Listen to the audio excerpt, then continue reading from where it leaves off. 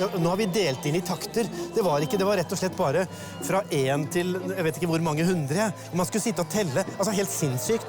Så for eksempel denne her har dere fått en ny variant på, det er den dere ser her. Når Uran 235 ble skrevet, så var verden preget av den kalde krigen, og verket er skrevet rett etter Kuba-krisen. Ja, du skal bare trykke der det står. Uran 235 skulle fremføres av Oslo-Filharmonien i 1965. Men jeg kan ikke den historien. Altså, ble det rett og slett nekt? Altså, man ville ikke spille det. Vi vet ikke nøyaktig hva som skjedde, men dirigenten avlyste verket i siste øyeblikk. Mange mente at dette bare var symptomatisk, og at den egentlige grunnen til at verket ikke ble spilt, var at Oslo-Filharmonien ikke ville spille ny musikk. Klart, når man leser Fungårds urtekst her, så ser man at det er ganske mye som for eksempel dirigenten måtte rydde opp i. Man ser alle disse som er skrevet sånn med stor kladdete skrift over hans partitur, og det er dirigenten som da har forsøkt å skape en orden ut av det, som kan være veldig vagt og vanskelig å finne ut av. Fungård er en av de mest interessante komponistene i norsk musikkhistorie, etter min mening. Han var en pioner.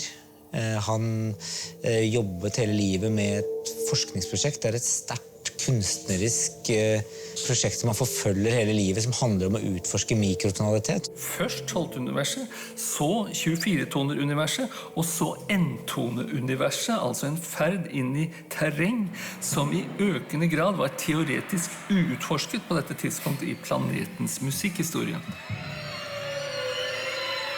Det er jo nydelig, da. Som bilde. Vi tar det helt bokstavelig. Vi rett og slett spiller flasjolett der det er notert. Jeg vet at mange av dem ikke finnes.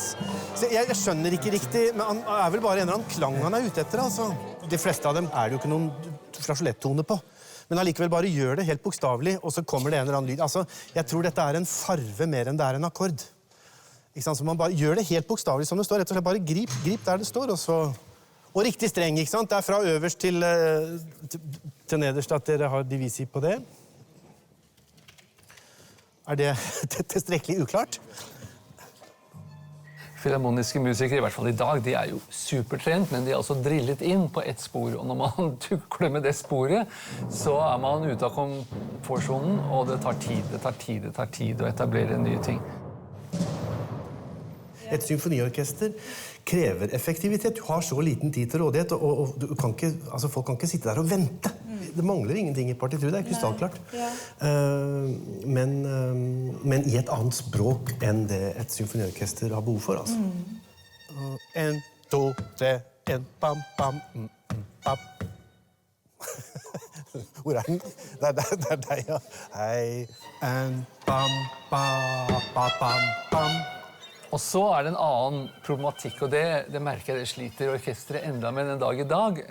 Dirigenten sendte ut slagverkere og blåser alt som var, og satt igjen med strykerne, som har noen ganske krevende passasjer, hvor det er kvarttoner, altså toner mellom en C og sis, ikke sant? Så kan man finne en tone midt imellom der, mellom sis og D, så er det en liten tone der.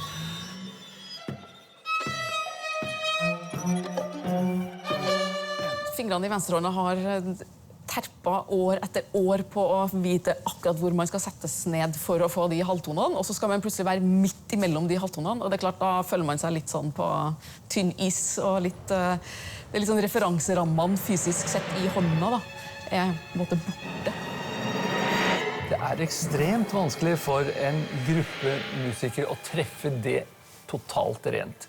Og når de ikke treffer det rent, så er det liksom små variasjoner som gjør at strykeklangen lyder litt som skoleorkester, eller som at du spiller liksom 2 toner samtidig hverandre oppover sånn, ikke sant? Og det er klart at et orkester med den perfeksjonsgrad som Filharmonien har, vil kvie seg for å lyde på den måten. Så det er forståelig at det ble bråk den gangen der. Så det var flere musikere som så på dette som en provokasjon, tror jeg. Det er jo litt gøy at det har vært en skandale inne i bildet. Det var et godt poeng du hadde med hvordan udødeligere stykket. Det er altså nekte å spille i kveld også. Ja, hvis vi hadde nekta i kveld også, liksom, så kanskje det virkelig hadde blitt kjent, det stykket her. Jeg håper i hvert fall at det blir veldig spennende å høre på. Og jeg tror også at sånn som det føltes nå, at vi klarer å skape de forskjellige atmosfærene da, og de forskjellige karakterene der.